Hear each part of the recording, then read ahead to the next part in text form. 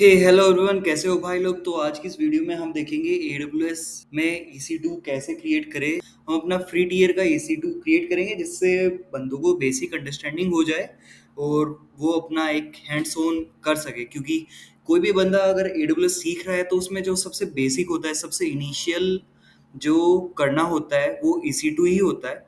तो अगर हम EC2 को क्रिएट करना है, हमें सबसे पहले यहाँ पे सर्च बार दिख रहा है ना, हमें इस पे टाइप करना होगा EC2।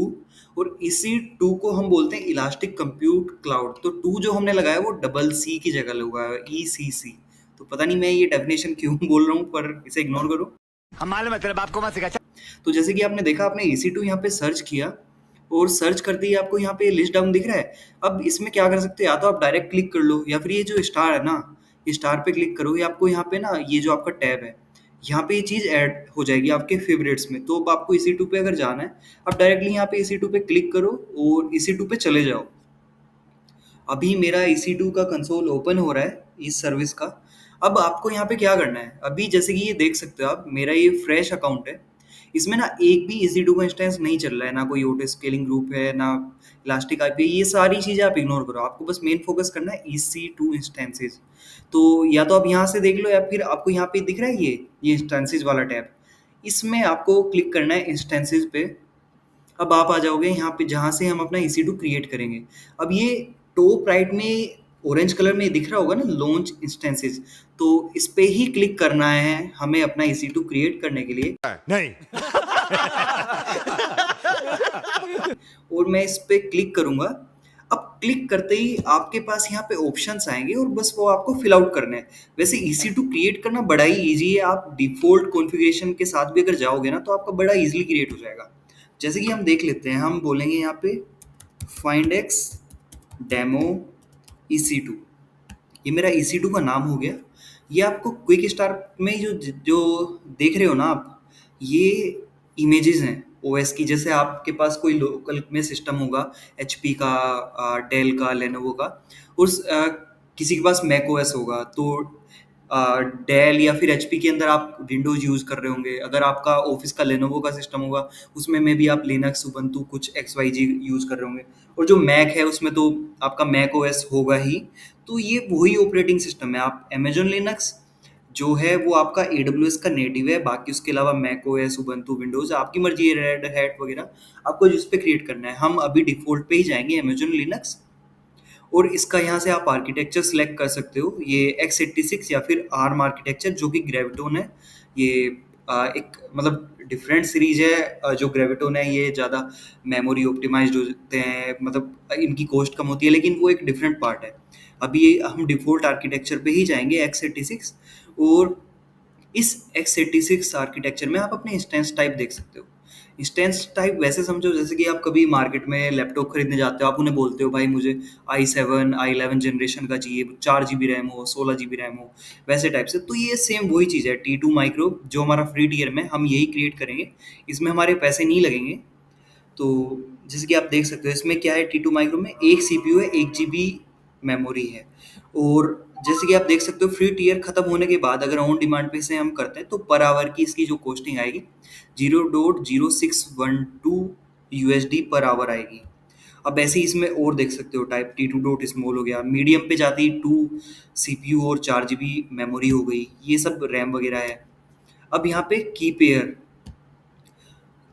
आपके वो है, आपको अपने लोकल से अपने EC2 को एक्सेस करना है थ्रू SSH, जिसे हम सिक्योर शेल भी बोलते हैं, जो पोर्ट नंबर 22 पे वर्क करती है। अब आपकी मर्जी, या तो अपना खुद का सिक्योरिटी ग्रुप क्रिएट कर लो, या फिर ये जो डिफ़ॉल्ट है ना, ये डिफ़ॉल्ट को ही सिलेक्ट करके रखो। और जो कि जबकि ये मतलब रिकमेंडेड वे नहीं है।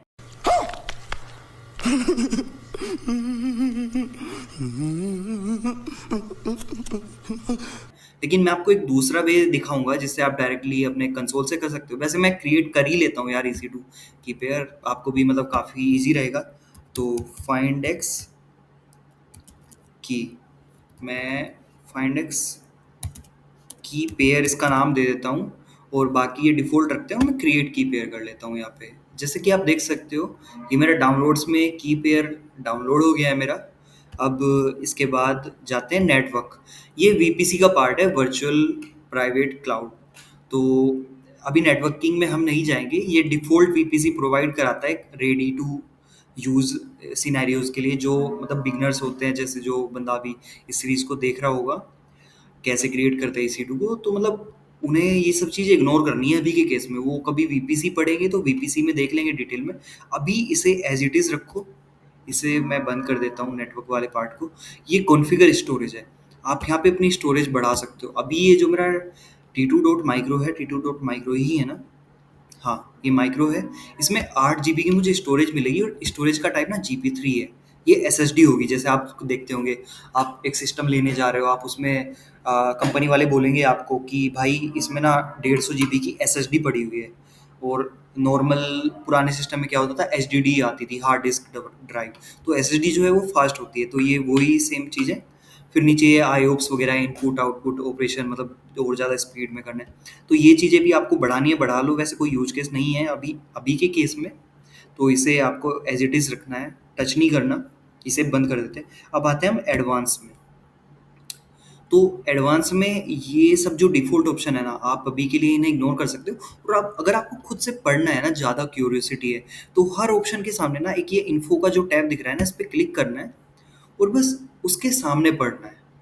ठीक है? जैसे इसमें ये बोल रहा है, domain join enables you to join your instance to a directory you have defined in your AWS directory service, giving you a single sign on centralised management. उसके आगे क्या बोला, you must have a IAM role with required. तो ये बोल रहा है, अगर आप यहाँ से डोमेन जॉइन डायरेक्टरी सेलेक्ट करते हो तो एक काइंड ऑफ आपका EC2 इंस्टेंसेस का ग्रुप होगा, जिसमें आपका इंस्टेंस ऐड हो जाएगा। अभी के लिए हमें ये सब चीज़ें इग्नोर कर देनी है, होस्ट नेम वगैरह कुछ नहीं छेड़ना। आपको बस इस पे फोकस करना है, IAM इंस्टेंस प्रोफाइल। अभी मेरे पास कोई कस्टम रोल नहीं है, मैं क्या करूँगा, यहाँ पे ये दिख रहा है क्रिएट न्यू IAM प्रोफाइल, मैं इस पे क्लिक करूँगा।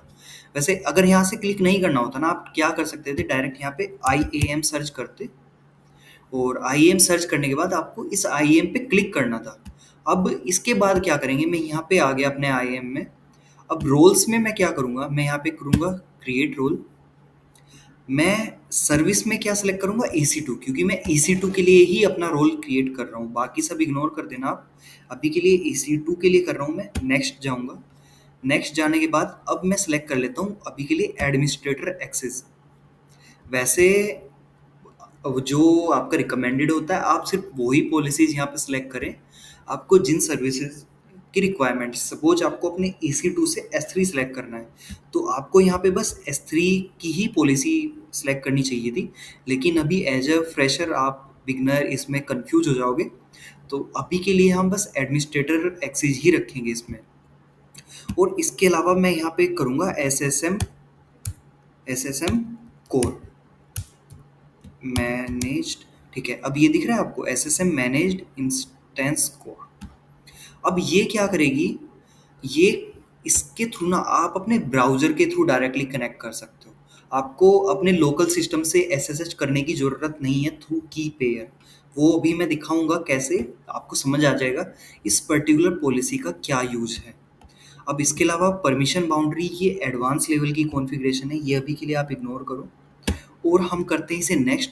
अब मैं यहाँ पे सिंपल अपने रोल का नाम दूंगा फाइंड एक्स EC2 रोल, और डिफ़ॉल्ट रखते हैं। अब जैसे कि आप देख सकते हो, ये जो ट्रस्ट रिलेशनशिप बनी है, मैंने वहाँ पे EC2 सेलेक्ट किया था ना स्टार्टिंग में, तो इसने बोला सिर्फ EC2 को यहाँ पे डिफाइन किया, EC2.amazonaws.com। अब सपोज मैं S3 सेलेक्ट करता या फिर कुछ और करता, यहाँ पे आता S3 डॉट। तो अभी ट्रस्ट रिलेशनशिप आप बाद में मॉडिफाई कर सकते हो, बाद में देखेंगे, अभी कंफ्यूज नहीं होना है। और ये टैग्स, टैग में क्या होता है, जैसे मैं इसका पर्पस दे दूंगा, purpose assign permission to EC2। तो टैग्स हेल्पफुल होते हैं आपको फिगर आउट करने में कि ये मैं जो सर्विस क्रिएट की है, IAM role, S3, cloud front या फिर EC2, लोड बैलेंसर, इनका पर्पस क्या है, इनका नेम क्या है, इवन या ये प्रोडक्शन के लिए QA इन्वायरमेंट है या फिर डेव है। तो उसके बेसिस पे आप कॉस्टिंग भी डिटरमाइन कर सकते हो। तो अभी मैं क्रिएट करता हूँ अपने रोल को। और ये मेरा रोल क्रिएट हो गया है, मुझे फीडबैक मांग रहा है, अभी मैं इग्नोर करता हूँ फीडबैक वगैरह। आप देख सकते हो फाइंड एक्स EC2 रोल, मैं इसे यहाँ से कॉपी करता हूँ और अब ना एक बार रिफ्रेश कर लेता हूँ। वैसे ऑटो रिफ्रेश हो गया ये। अब यहाँ पे ना मैं सीधे पेस्ट करूँगा फाइंड एक्स। अब ये देखो ये मेरा रोल यहाँ पे आ गया। अब ये रोल यहाँ पे आने के बाद ना आपको बस सबसे नीचे आ जाना है। ये सारे ऑप्शंस ना आप मतलब बाद में अपने आप एक्सप्लोर कर सकते हो। बस एक आपको एक हेडसोन मिल जाएगा यहाँ पे, ये कैसे करना होता है। तो ये मतलब डे टू डे लाइफ में ये सारे ऑप्शन जो आपको दिख रहे हैं, कंफ्यूज नहीं होना है देखिए, ये यूज भी नहीं होने वाले हैं इतने ऑप्शन। मतलब बहुत एडवांस लेवल की कॉन्फ़िगरेशन के लिए ये सारी चीज़ें दी हुई हैं। अब नीचे आ जाते हैं। अब थोड़ा जो मेन चीज़ है अब ये है यूज़र डेटा। अब यूज़र डेटा ना क्या होता है, जैसे ये ना हमेशा तब वर्क करता है जैसे आप फर्स्ट टाइम अपना इंस्टेंस लॉन्च करते हो ना। जैसे ये मैं लॉन्च इंस्टेंस करूँगा, ये सिर्फ लाइफ में एक बार होता है एक इंस्टेंस के लिए। तो ये ना तब चलता है यूज़र डेटा। अब जैसे मुझे कोई एक एनजीनिक्स इंस्टॉल करना है इस इंस्टेंस के लॉन्च होते ही, और या फिर मुझे क्या करना है, मुझे एक पर्टिकुलर क्रोन जॉब रन करनी है, तो उस चीज़ के लिए मैं यूज़र डेटा को यूज़ करता हूँ यहाँ पे। तो जैसे कि मैं अभी क्या करूँगा, मैं चैट जीपीटी की हेल्प से एक सिंपल कमांड दे लेता हूँ जो यूज़र डेटा में पास करूँगा, फिर मैं आपको दिखाऊँगा। मैं चैट जीपीटी, ये मेरा ओपन हो गया। कहाँ से होगा स्टार्ट, ठीक है भाई। Give me a sample zone Linux script to install nginx through EC2 user data. अब मुझे बस ये स्क्रिप्ट ना पेस्ट कर देनी है यहाँ पे। मैं यहाँ पे इसे कॉपी करता हूँ, क्योंकि इनिशियली जब मैं अपना EC2 लॉन्च करूँगा उसके अंदर nginx वगैरह कुछ नहीं होगा।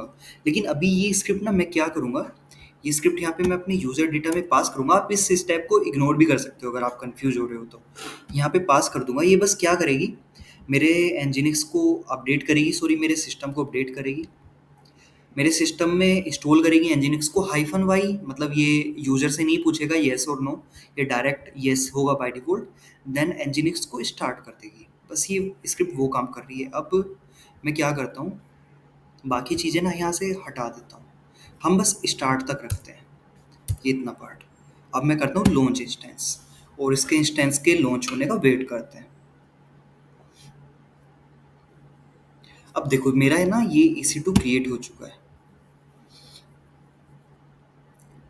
अभी इसे अप आने में थोड़ा सा टाइम लगेगा, तब तक हम बाकी कॉन्फ़िगरेशन देख लेते हैं। जैसे कि मैं EC2 पे आया, अभी आप देख सकते हो इसको पब्लिक आईपी असाइन हो गया है। ये मेरा पब्लिक आईपी है, ये इसका प्राइवेट आईपी है। तो हम जो कनेक्ट करेंगे वो पब्लिक आईपी के थ्रू करेंगे।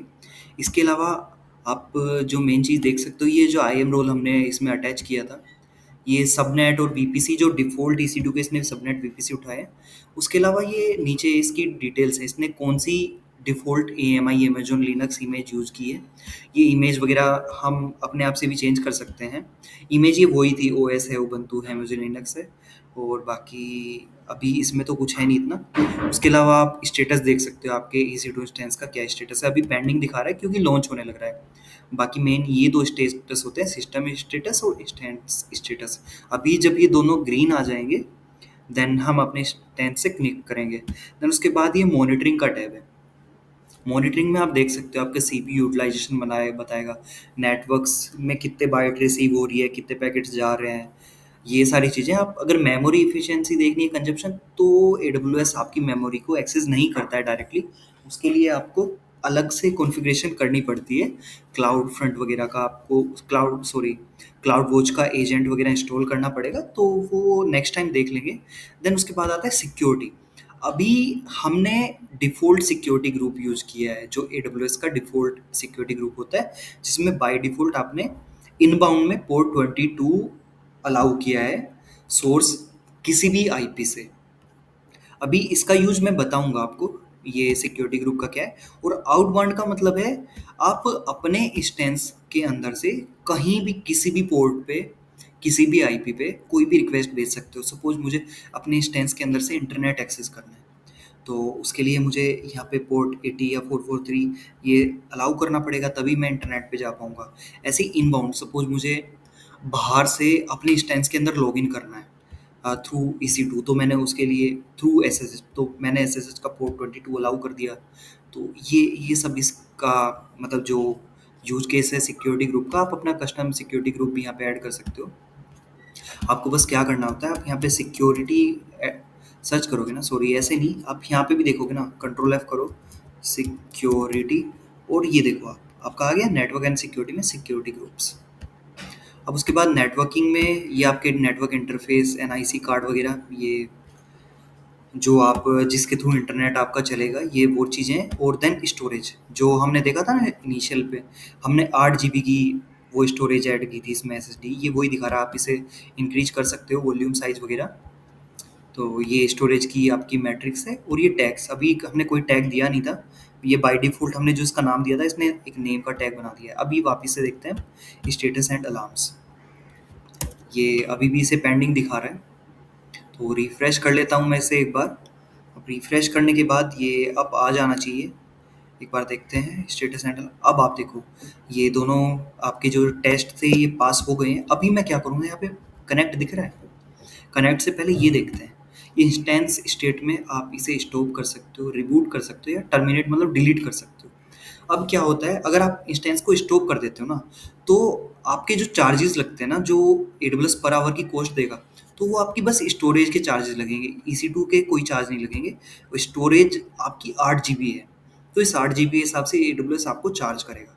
और अगर आप इसे रनिंग स्टेट में रखते हो, तो आपको पर आवर EC2 का भी चार्ज लगेगा। देन एक्शंस में आप क्या कर सकते हो, जैसे सिक्योरिटी में आते हैं, सिक्योरिटी में आप उसका IAM रोल चेंज कर सकते हो, ठीक है, आप उसका सिक्योरिटी ग्रुप चेंज कर सकते हो। ऐसे ही ये इमेज एंड टेम्पलेट में आप उसकी इमेज वगैरह चेंज कर सकते हो। इंस्टेंस सेटिंग्स में आपके पास ये सारे ऑप्शंस है, यूजर डेटा वगैरह ऐड करना, ये सारी चीज़ें। तो ये आप एक एक करके थोड़ा एक्सप्लोर कर लेना, आपको बड़ी इजीली समझ आ जाएगा। अभी आते हैं मेनली हम कनेक्ट कैसे करें इससे। अब मैं क्या करूँगा, मैं ना इसके लिए कनेक्ट पे क्लिक करूँगा। अब कनेक्ट पे क्लिक करने के बाद ना हमारे पास यहाँ पे 4 ऑप्शन है इसके साथ कनेक्ट करने के लिए। तो सबसे ईज़ी वाला जो है सेशन मैनेजर, मैंने आपको बताया था ना, मैंने क्या किया था, सेशन मैनेजर के थ्रू कनेक्ट करने के लिए आपको ये रोल इसमें अलाउ कराना पड़ता है, SSM मैनेज्ड इंस्टेंस कोड, ये वाला। अगर आप ये नहीं ऐड करते तो आपके पास ये ऑप्शन नहीं आता। तो आप यहाँ पे सिंपली कनेक्ट करोगे और आप डायरेक्टली इससे कनेक्ट हो जाओगे। ये देखो, जा दो। अब आप अपने क्रोम में थे, मोजिला, या फिर जो भी आप XYZ ब्राउज़र यूज़ कर रहे हो, तो उसके थ्रू आपने अपना EC2 का CLI डायरेक्ट एक्सेस कर लिया है। मैं करूँगा यहाँ पे sudo su cd ls, अभी कुछ नहीं है। अब मैं देखता हूँ system ctl sys system ctl status nginx, ये देखो, ये देख रहे हो मेरा nginx सर्वर, ये कहाँ से आया, ये यूज़र डेटा से आया। अब यूज़र डेटा वन टाइम ही काम करता है, अब वो दोबारा कभी रन नहीं होगा। अब अगर आप नया EC2 इंस्टेंस लॉन्च करोगे, ये उसी केस में रन होगा। तो आपको इतना समझ में आ गया हो। अब मुझे सपोज अपने लोकल से सिस्टम से मुझे इस चीज़ को ना एक्सेस करना होता, तो उसके लिए मैं क्या करता। अब देखो यहाँ पे आपको एक और दूसरा ऑप्शन दिखेगा, मैं फिर से कनेक्ट पे आऊँगा। कनेक्ट पे आके ये दिख रहा है SSH क्लाइंट। अब SSH क्लाइंट आपका किस केस में वर्क करेगा, जब आपने ना यहाँ पे, मैं एक बार दिखा देता हूँ, आपका जो EC2 इंस्टेंस है, इसमें अगर सिक्योरिटी ग्रुप में आपने पोर्ट 22 अलाउ किया होगा, अगर मैं ये पोर्ट 22 यहाँ से हटा दूंगा तो मेरा SSH क्लाइंट कनेक्ट नहीं करेगा। तो अभी मैं क्या करता हूँ, ये इसने कमांड दी है मुझे, ये बोल रहा है सबसे पहले मेरा जो की पेयर था ना, मैंने स्टार्टिंग में क्रिएशन के टाइम पे डाउनलोड किया था, उसको 400 की कमांड एक्सेस होनी चाहिए। तो मैं जाऊँगा जल्दी से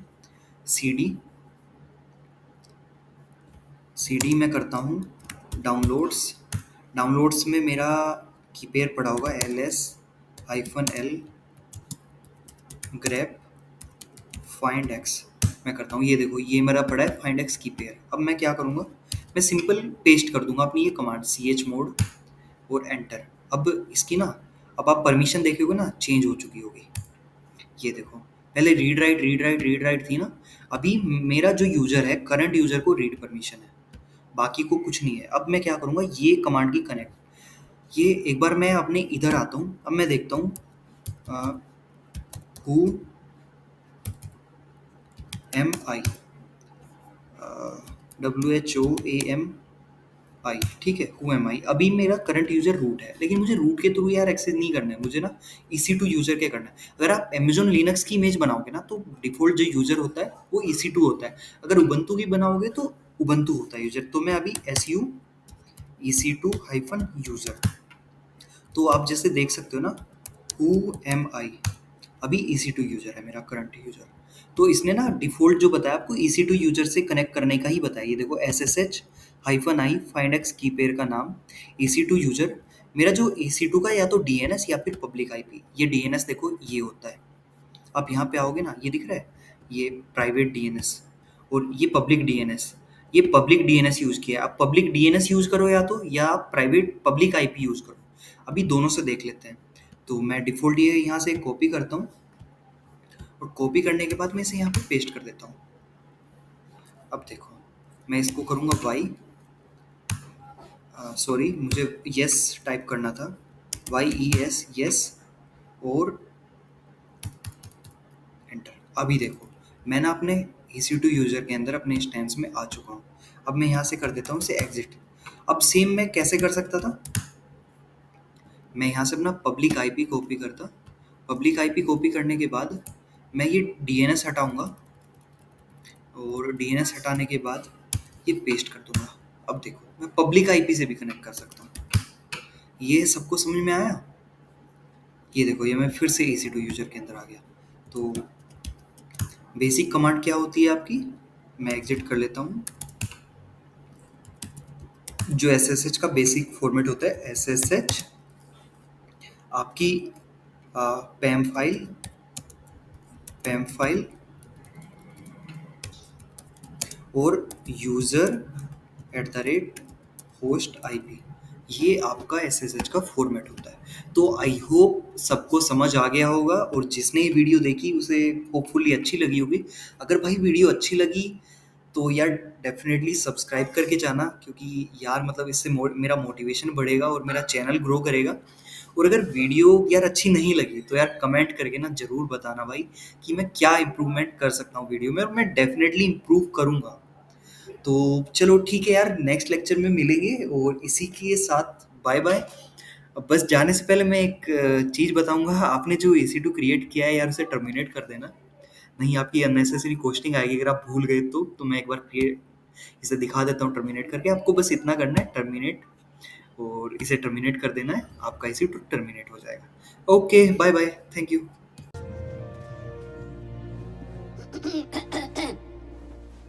Sale Marco? Una, du, una, du.